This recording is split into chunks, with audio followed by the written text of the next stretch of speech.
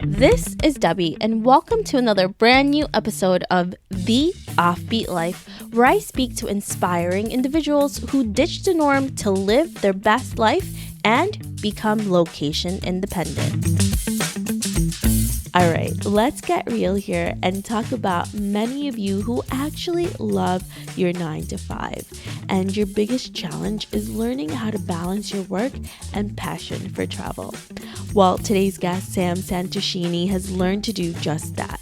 Petroleum engineer by day, world traveler during the weekends, Sam has learned how to balance and optimize her vacation days, weekends, and public holidays to fulfill her passion to travel without having to quit her 9 to 5.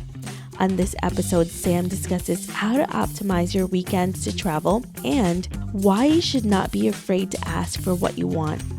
I'm so excited to share this interview with Sam because it's such a unique alternative to quitting the 9 to 5 and a reminder that when you really love what you do, you can only enhance it by adding your passions. And of course, you don't necessarily have to choose between the two. So I really hope you enjoy this interview as much as I do.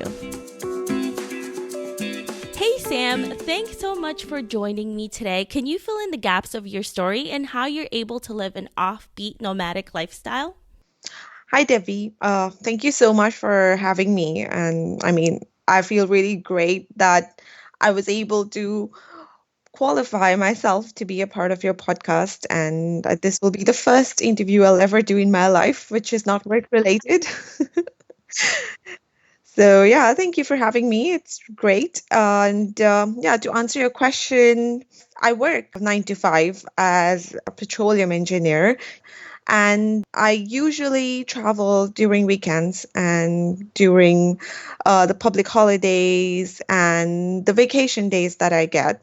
So I started doing this regularly when I moved to UK as a work transfer that I got 3.5 years ago. Yeah, and I was like, oh, I'm in UK, and what more better opportunity can I get to explore Europe than this? And the only way I could do that is by making use of the free time that was available for me, along with the full-time job that I do, which is weekends and public holidays and the 25 days of official vacation days that I get. Yeah, that's what I've been doing for the last 3.5 years, and I've covered almost most of Europe and tried to use some of my vacation days now to actually go beyond Europe and explore some other continents and countries around as well. So yeah, it has been a great balance so far.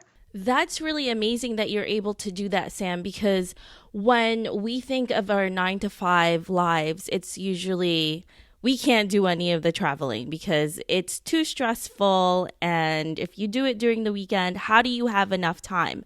How are you able to balance that, to get enough time for yourself to be able to really enjoy each of the places that you're able to see? The whole planning stuff is very important, and you gotta make sure what place you're planning to go and what are you gonna see over there. I'm actually a fast traveler, to be honest, but I know that not everybody likes traveling that way. And they love spending multiple days in one place and lazing around and stuff. But I wouldn't do that even if I have a month of travel to do. So I like optimizing my time, and I know that, okay, this place requires this much time, and okay, then I can move to somewhere else. Having said that, I know that over a weekend, you can't do a lot of things that you would do. But surprisingly, in Europe, a lot of places can be done over a weekend. And I realized that eventually, because when I started planning my trips in the first year when I got here in UK, I used to travel to places and have long weekends, take the weekend and take Friday or Monday off and do it. And when I used to get there and start exploring, I would realize that, oh, I could have actually done this in 2 days, if I planned it properly, I could have saved some time here and there and do it. And that's when I started optimizing my time. And it was a learning process. Yes, it requires a lot of planning and optimizing what you're trying to do, but it's possible. And to be very honest, I feel more lazy on the weekends when I don't travel, when I go back to work, than the days when I travel because I feel stimulated when I come back from a trip. Your location in London is the perfect place to be able to go to these places, and it's fairly cheap to travel in Europe. So that's perfect that you're able to transfer there from your job.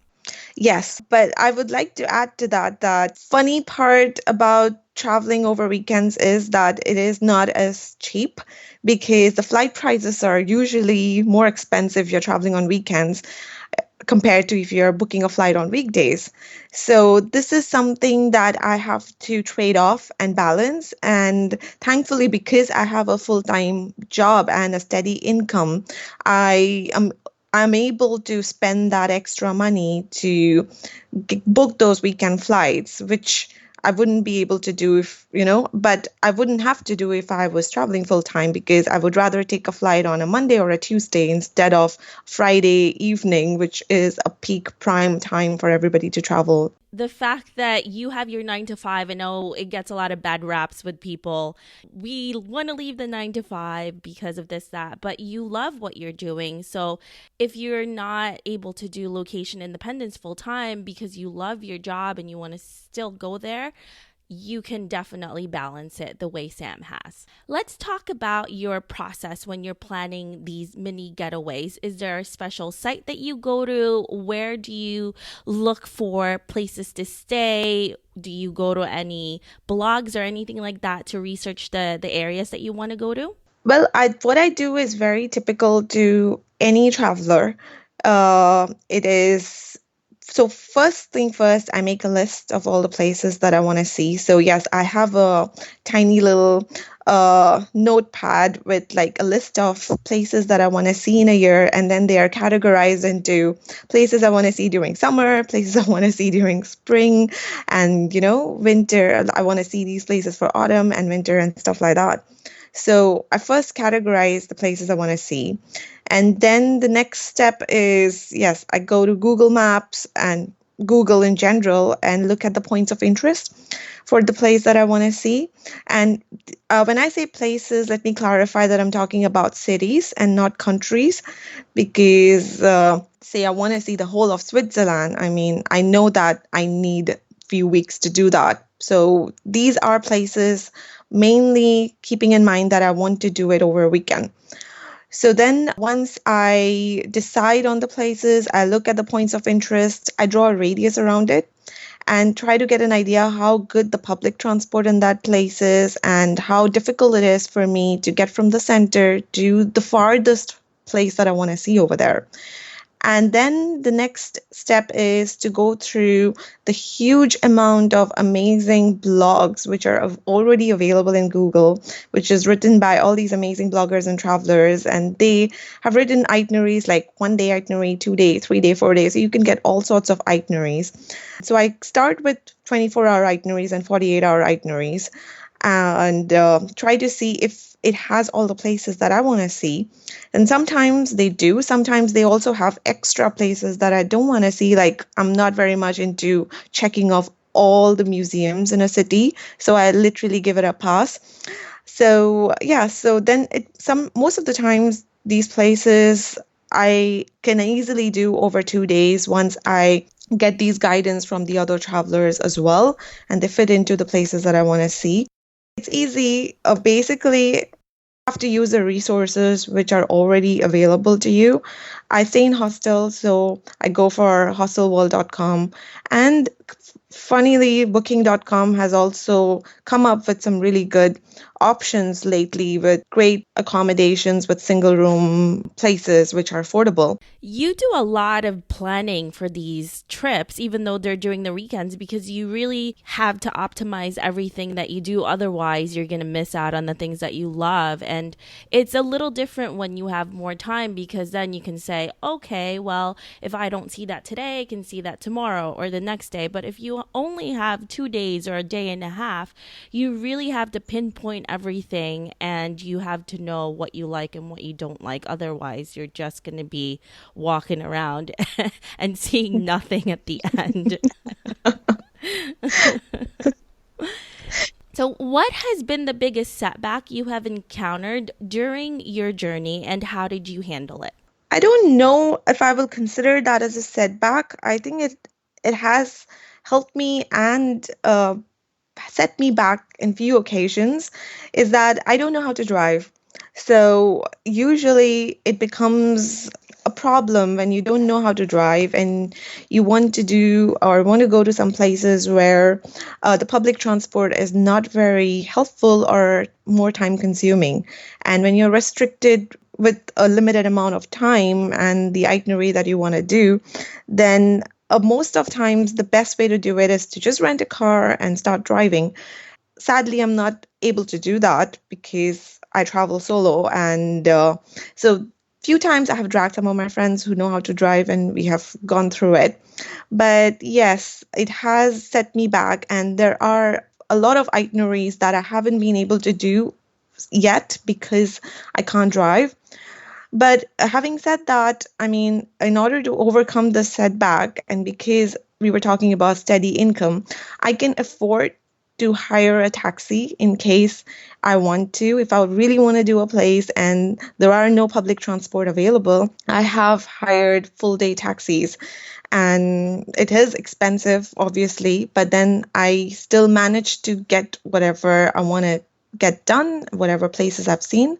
And actually, all the experiences that I've had with these taxi rentals has been amazing so far. I've met some really good locals, and I've actually become friends with some of them, and they have invited me as their guest the next time when I visit the country and stuff like that. So it is a setback, and it is not in a way, but yes, I'm really working hard to get my driver's license next year and cover some of the itineraries that I have not done so far. Definitely having a driver's license is the way to go in a lot of the places, especially when there's not a lot of public transportation. So, or you can go with a friend who does drive and then, you'll be on the passenger seat and enjoy it. I know that you're a solo traveler. Do you have any tips for anyone else who wants to do this or just a solo traveler in general? What kind of things have you have encountered that people can expect? Honestly, I mean, traveling in Europe is pretty straightforward, whether you're solo or not. It's pretty safe and easy. I've heard different opinions from people, but personally, I have found people extremely friendly, extremely helpful. You walk up to someone and ask for help, they are always willing to help. Even if sometimes they don't speak the language, they will try their best to help you out. So I have always had good experiences traveling around Europe. When I was traveling around India, I would definitely, yes, like to mention that as a female traveler, even as a male traveler, I guess, you have to be careful and cautious. And guess that goes for other places as well. Even in Paris and London, I'm sure you can find unsafe neighborhoods as well.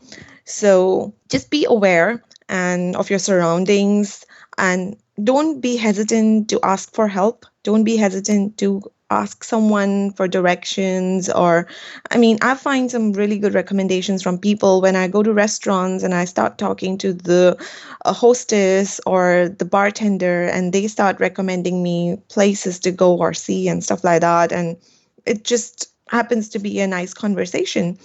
So that's what I love. And yeah, stay in hostels. That's one great way to meet people. That's what I do. Go on pub crawls or the walking tours with the hostel people, the things that they organize. And that way you do meet a lot of people. And sometimes I have also ended up meeting people who have a car and are going on the same road trip that I'm planning to do with the public transport. And I've hitchhiked and tagged along with them.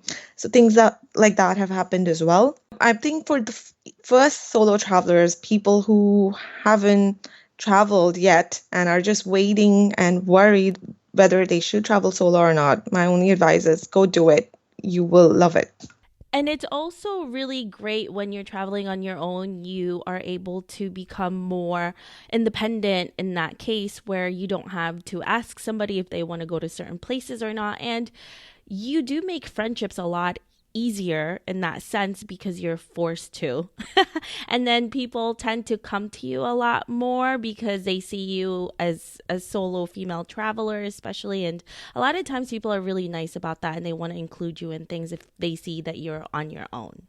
That's true. And yes, frankly, there has been few opportunities where some of my friends who I am very compatible traveling with wanted to come on trips with me, but I've avoided them because I wanted to do it on my own. Because after like whole week of work and talking to people and being in meetings and constantly being surrounded by people, for me traveling solo is liberating. You make your own decisions, you're making your own plans, you're exploring a city on your own, and you're just taking the whole city more better compared to when you have someone with you. I wouldn't call them distraction, but sometimes it is. You do. You have that sense of freedom that you don't have at home. And you're right. Sometimes you just need time apart from everybody. If you could go back and give yourself one advice, what would it be?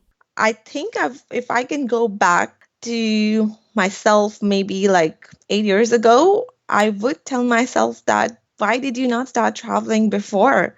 Why did you not balance your work life and your passion better long time ago? Because I think I am at a point right now where I have finally figured out the right balance of the things that I really want to do in my life. But it took me long to get there, and I wish I could have done that before. Because I think most of the times we always put priority on things that we realize later that didn't matter at all. Like doing those extra 4 hours of work in the office or taking work back home over the weekends or trying to please other people's plans just so that you're considered to be nice really doesn't matter when you look back. So, yes, I wish I was more careless and prioritized what mattered more to me. When we look at our lives and we feel like we're not giving enough to other people, it feels really selfish when you don't do that. But we also have to realize that we need to take care of ourselves, not just other people. That was great that you were able to see that. What made you finally take that first step to travel? Because you said you had wished that you had done it 8 years ago. What was that moment when you realized, okay, I can do this? Why haven't I done this before? I always loved traveling actually. Comes from my family. We always used to go on road trips and travel around India quite a lot when even when I was a kid. But I wouldn't say that I never traveled, but it was never a priority for me. It was always other things that I always wanted to do, like, okay, university, make friends, social life, then the work, and, impress everyone, make everyone happy around you, and stuff like that. But I think when I moved to UK, I realized, and that's a cultural difference I think I noticed compared to Asian countries and Western European countries. Like people here balance their life more. They don't exactly spend 100% of their time and energy on one particular thing.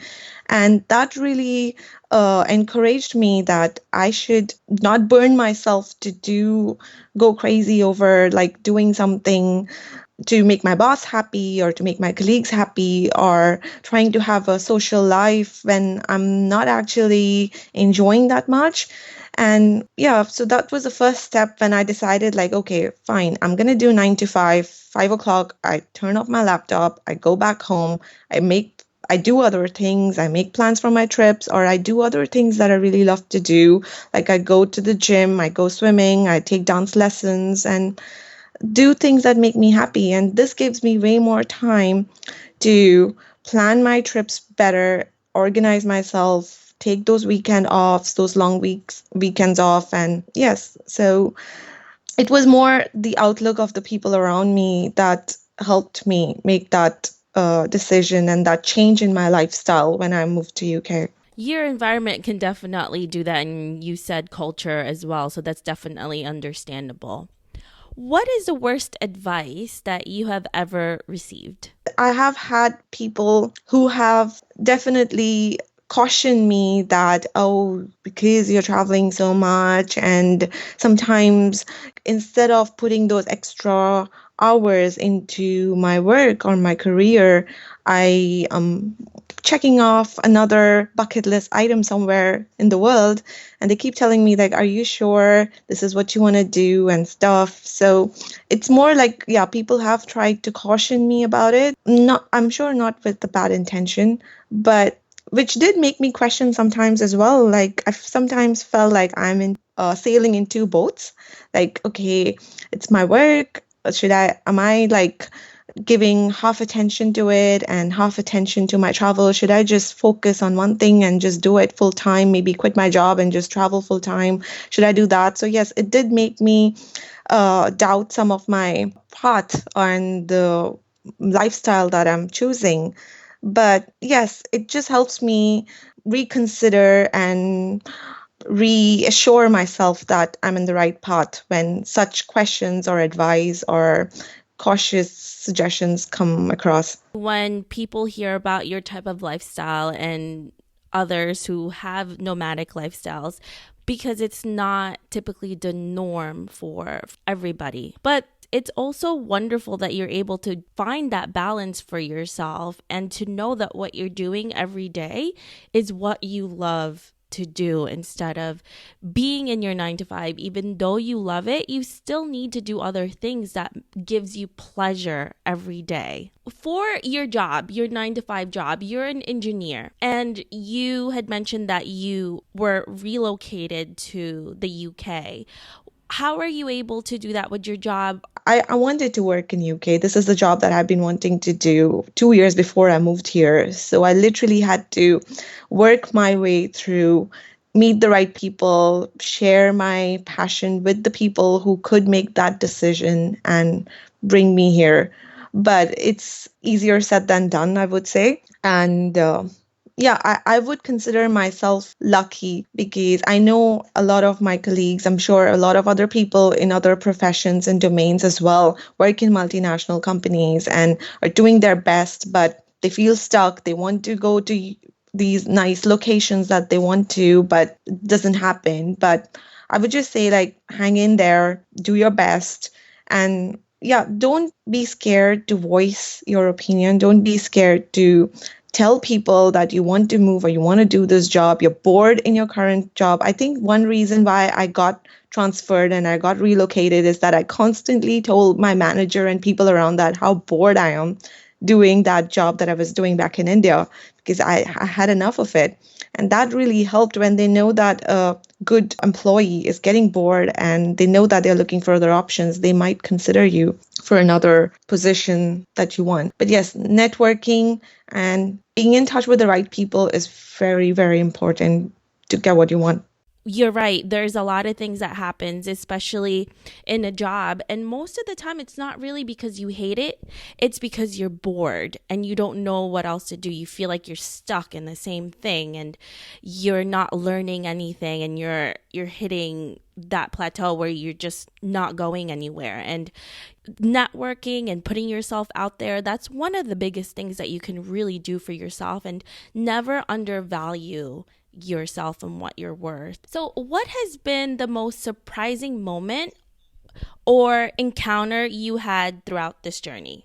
I think the most amazing encounter of this entire journey is people that I've met, especially because I'm traveling solo. I do have a better opportunity at meeting locals, having these strange encounters with people that I just meet and I want him to help me buy a ticket because the person doesn't understand my language, and we end up sharing the same train ride and end up talking and then end up having lunch together or dinner together. And it just is so interesting that you can meet people like this and you know so much about a country or a place that you wouldn't have known if you didn't make that trip or that journey on your own, or you didn't ask that question or ask for help from an unknown person. So, I mean, I think those little encounters are something that I cherish the most in this journey. And I've learned so much about places and peoples and cultures that I wouldn't have known if I didn't make that trip and just relied on information available on the internet or media or article and those stereotypes which are available. It's always incredible to see that the people can be a complete stranger and then they will just go out of their way to help you in any way possible when they see that you're distressed or just need help.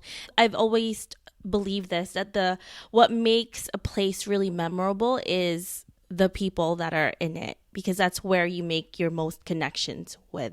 So how did you know that you were following the right path for yourself? I still don't know if I'm following the right path or not, to be honest, Debbie. It's just it feels right. I'm really happy with what I do. There are days when I constantly work for the entire month and I don't travel and I get bored and I make a trip and I feel really happy and liberated. And there are times when I travel for 3 weeks continuously and I miss my work and I come back and I feel happy. So I feel that, yes, these are these different aspects of my life that stimulate me and make me happy in different ways. And I want them all for now, at least. And that's what makes me feel that I'm on the right path. Listening to your gut feeling and knowing that you are happy what you're doing is definitely a good signal for you to know that, right? Exactly. Yeah. What advice would you give someone who still is in their 9 to 5, but they don't have the luxury to quit and they want to travel the world? I think the biggest setback that will hold you from not doing this is priority. And I was reading a while ago somewhere, and it said, like, when you say that I don't have time to do it, change it to saying I'm not prioritizing it and see how it feels. And it really made me think, like, yes, there are lots of things that we say, I don't have time to do. Oh, I'm so busy at work. I don't have time to travel. But just change it and say, I'm not prioritizing to travel, or forget about travel. I'm not prioritizing to go to the gym, or I'm not prioritizing to go take that guitar lesson that I always wanted to take, and see how that feels. And that's when you will know, like, you can always make time. There is time. And I am in a 9 to 5 work, and I have gone through that lifestyle where I wasn't traveling because I was doing other things. So I can say that, yes, we do prioritize a lot of stuff when we are in a 9 to 5 job, which is not just job as well. It's about, oh, getting this drink with these colleagues every time, or going for this social gathering, or putting those extra 2 hours in the office because your boss is sitting around. Honestly, it's not going to pay off. It doesn't matter. So it's about priority. Make that plan, book that flight, and just go for it. And I guess once you do it, you will get a hang of it and you would want to do it more. But priority, organizing is another second part, which is important, that you got to organize your time. Taking that first step is really hard for a lot of people. And you're right, prioritizing things is such a key in order to be able to do what you're passionate about, whether it's traveling or starting a business or even just starting something new. So it's just a matter of really looking into that and what you want to do and taking that first leap. Any tips on where our listeners can look for more information and where they can find the best resources for traveling? A lot of people actually contact me and ask me for advices about if they are planning a trip to Paris or if they're planning a trip to Italy, and they ask me, like, oh, where should we go? What kind of, like, what hotels should we stay in? Or what kind of, I'm going to a place for 2 weeks. Which cities should I see? I always get very confused by those questions because it's complete. Every individual wants travels differently and have different interests, and you would be surprised how much information internet actually has. So go online. There are amazing itineraries, amazing blogs available for, like, every kind of traveler, budget traveling, luxury traveling, short duration, long duration. I was surprised to see the huge amount of information and the huge amount of blogs that are already available for all the places in the world.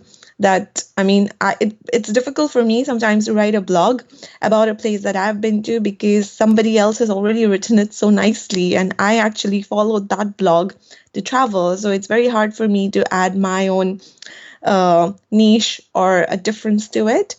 But yeah, there are some really amazing people out there writing their experiences, and I think that's the best way to go. And another thing that I use is Instagram, which is great. These hashtags are way more powerful than you think.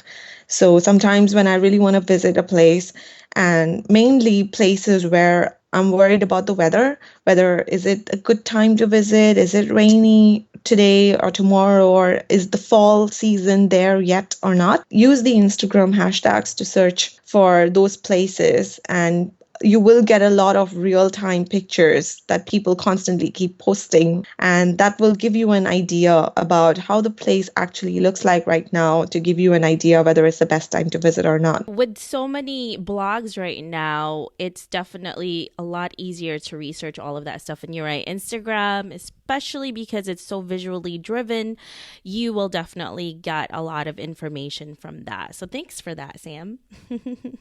My pleasure. What are you working on today that's really exciting to you? I've spent 3.5 years in UK, and according to my visa, I can stay in UK for 5 years at max. So one of the biggest projects that I'm working on right now is to find myself that next location that I want to go to. So I have started networking again with people and the human resources people in the organization, and talking to all the people I know all around to find out where next I want to go to, what opportunities are available, what career options I have and stuff like that, so that in next year or two I can move to another great location and I can still continue my career, progress, and also travel to more places. So that's what I'm working on right now. If our listeners want to know more about you, where can they find you? You can look me up on Instagram, and I try my best to update all my latest travels over there. And secondly, so if you go to my website, it has all the details about my Instagram, my email ID, and also I've tried to share the itineraries of the places that I have been to, mainly keeping into consideration on how to do a place over a weekend or 3 days, and quick stops kind of itineraries. My website is www.samwanderlust.com. And my Instagram handle is sam_wanderlust. So you can find me there, and yeah, give me a shout. I'm always there to answer and chit chat. Yes, and Sam is super helpful, so you guys can definitely go to her and she'll give you a lot of useful tips. Thank you so much, Sam, for talking to me. I really appreciate all of the tips you gave us. Thank you so much, Debbie, for having me. It was really great. I hope you enjoyed this extended interview. Make sure to visit theoffbeatlife.com. Again, that's theoffbeatlife.com to sign up for the extended interview to get the best travel hacking tips from Sam. Love a good audiobook as much as I do? Of course you do. Well, you're in luck because I have teamed up with Audible.com to give you a 30-day trial for free. Make sure to visit offbeatbook.com. Again, that's offbeatbook.com to get that incredible trial.